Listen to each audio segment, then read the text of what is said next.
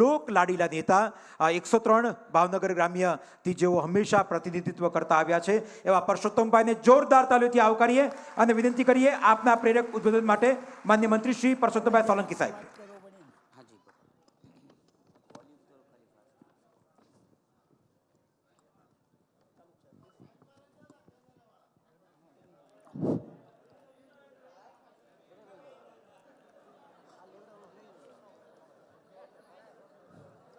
ભાવનગરના મારા દીકરા દિવેશના આ જન્મદિવસના અહીંયા ઉપસ્થિત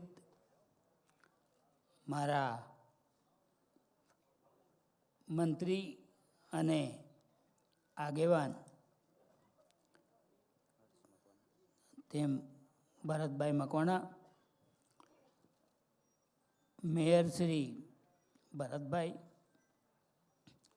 જિલ્લાના પ્રમુખ ભરતભાઈ, જિલ્લાના કોળી સેનાના પ્રમુખ ભાઈ શ્રી આનંદભાઈ, નિવેશના સૌ આગેવાનો, મંચસ્થ તમામ આગેવાનો, મંચસ્થ તમામે તમામ આગેવાનો, મારા પ્રેમના લાગણીના પધારેલ તમામે તમામ આગેવાનો, બધા વિચાર કરતા હોય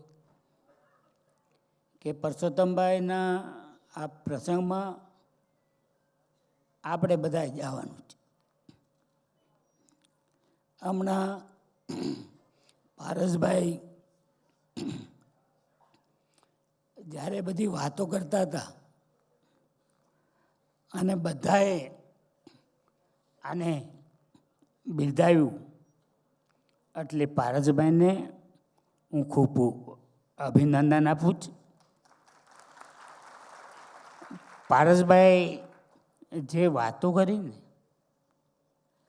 એ મને બહુ ગમી, કેમ કે બધા ખુશામત આનંદ આવે એવી વાતો કરતા. પારસભાઈએ દ્રષ્ટાંત દ્રષ્ટાંત જે વાતો કરી એ મને બહુ ગમી. ભવિષ્યમાં મારો કંઈ બી પ્રોગ્રામ હોય તો પારસભાઈને એક કહું છું કે હું તમને આમંત્રણ આપું કે ના આપું, પણ તમારે પ્રવચનમાં આવવાનું આવવાનું આવવાનું. બધા અહીંયા બેઠા જ. મારી તબિયત આ 2 મહિનાથી હું ખાટલામાં હતો.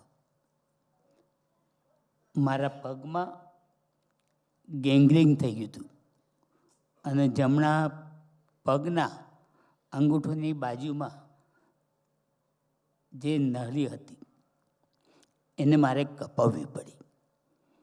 બધાને એમ આવ્યું કે પરસોત્તમભાઈ કેમ નહીં આવતા હોય, પણ પરસોત્તમભાઈની તબિયત બહુ ખરાબ હતી.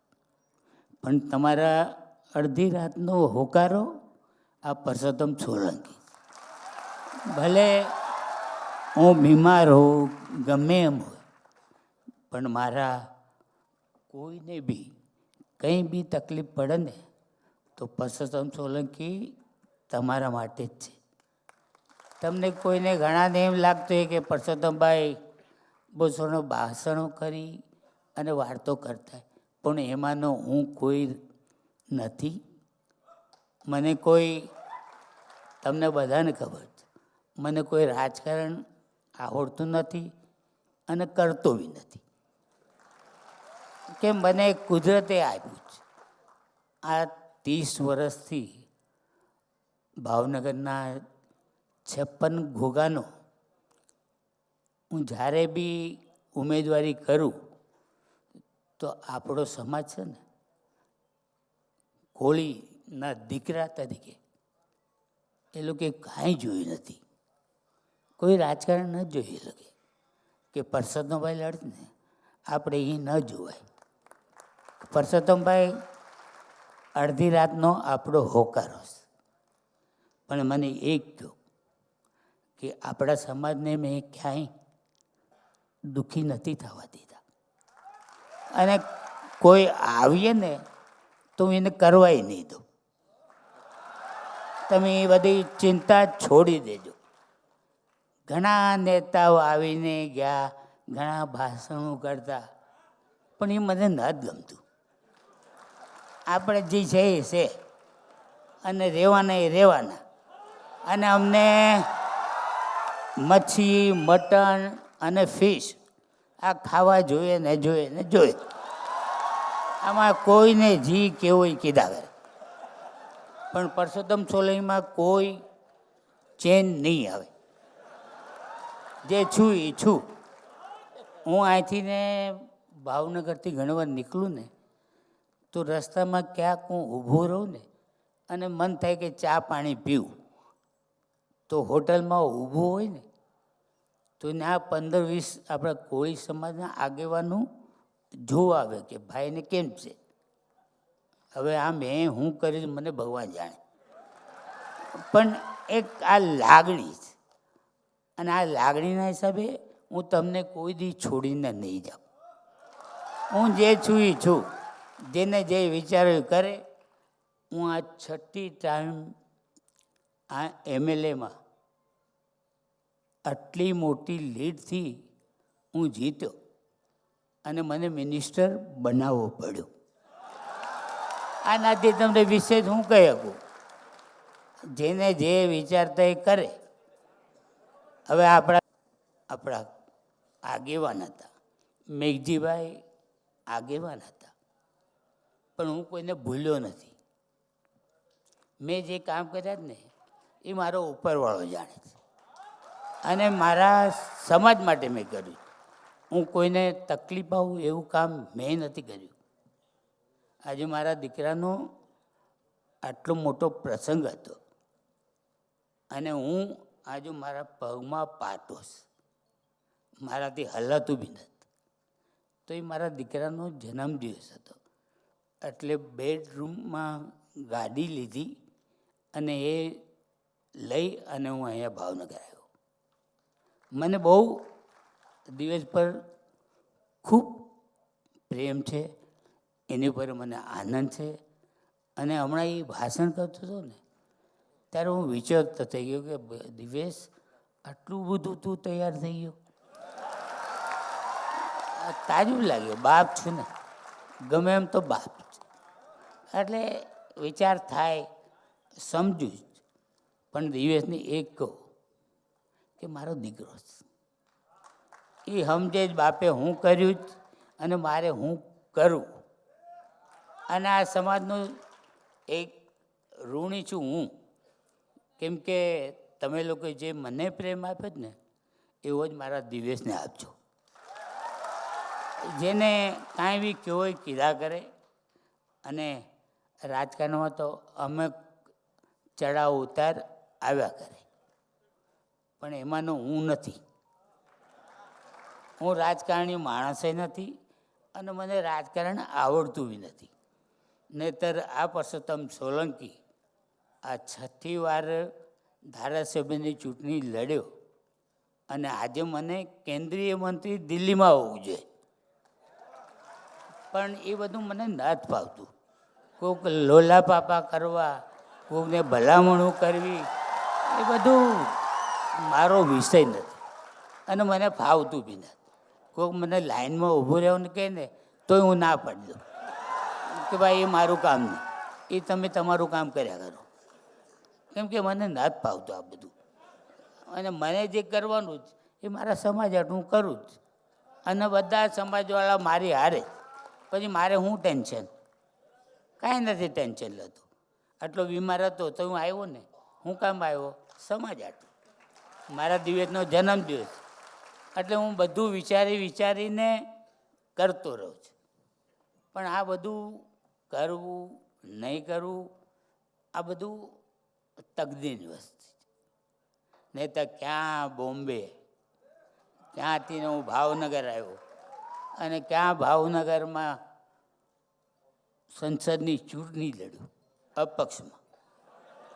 એમાં એવું બધાથી માથા તોડાવીને થાકી ગયા બધા. તો હું નહોતો ઝૂક્યો. મેં કીધું લડી અને લડ્યો.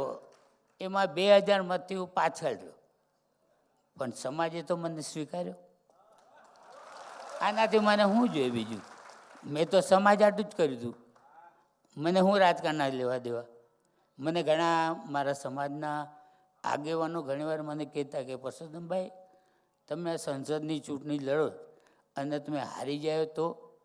મેં કીધું હારી જાઓ તો કાંઈ નહીં, પાછો બોમ્બે. એ છે જ મારું. મેં કીધું એટલે તમે એ ચિંતા કરોમાં, તમે મતદાન કરાવો અને સમાજના આગેવાનોને કહેતા રહેજો.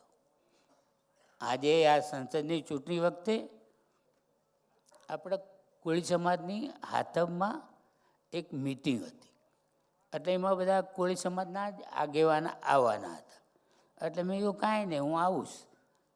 પછી હું ગયો ને તો એ લોકોએ ના પાડી કે ભાઈ અહીંયા તમે મિટિંગ નહીં કરતા. મેં કહ્યું કેમ? તો કે તમે તો વયા જાવ અહીંથી ને પછી ભાઠા અમારે ખાવાના.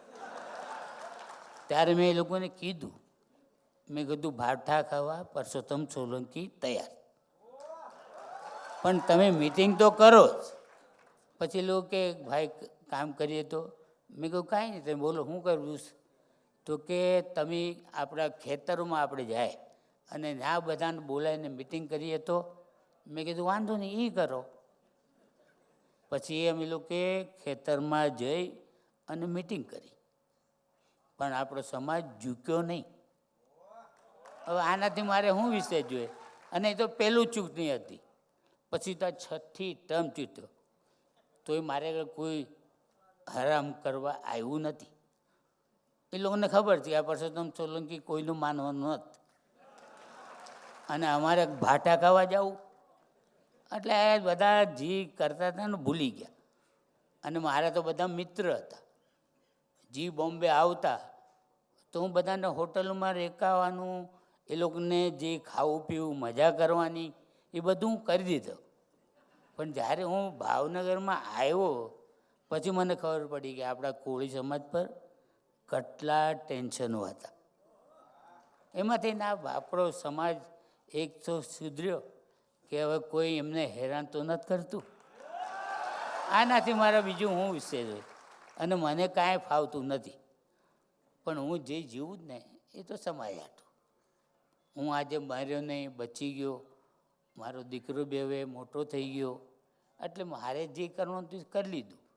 હવે જે સમાજ છે મારો એ તમારા આધારે હું બેઠો જ. એટલે તમારે જે કરો એ કરજો, પણ મેં કોઈના હરામના ખાધા નથી અને કોઈ મારા ગરીબ દીકરીઓને કે ભાઈઓને મેં કોઈને દુઃખી કરવા દીધા નથી. અને આ કરું જ એ ભગવાનને એક જ પ્રાર્થના કરું કે મારા જે થાય ને તો મારા સમાજને હંમેશા શાંતિથી જીવવા દેજો. હું નથી એવો, મને ભલે ગમે એવા બધા કહેતા હોય પણ એ માણસ નથી. મેં મારા સભાને જીવવા દીધો અને હું જીવવા દઈ જ્યાં સુધી જીવી જાઉં હતી. એટલે આ બધા જે કહેતા હોય મને નથી ફાવતું, મને રડાઈ જાય. તમને બધાને એમ લાગે પણ મને આ મારું હૃદય છે ને એ સમાજ હાટું છે. એટલે આ બધું જે કરું ને મારા સમાજ હાટું. મારો કોળી દીકરો, મારો ભાઈ હંમેશા આગળ વધે એ ભગવાન અને માતાજીનું પ્રાર્થના કરું. આટલું કંઈ વિનવું જ. અસ્તુ. ભારત માતા કી જય. જય કોળી સમાજ.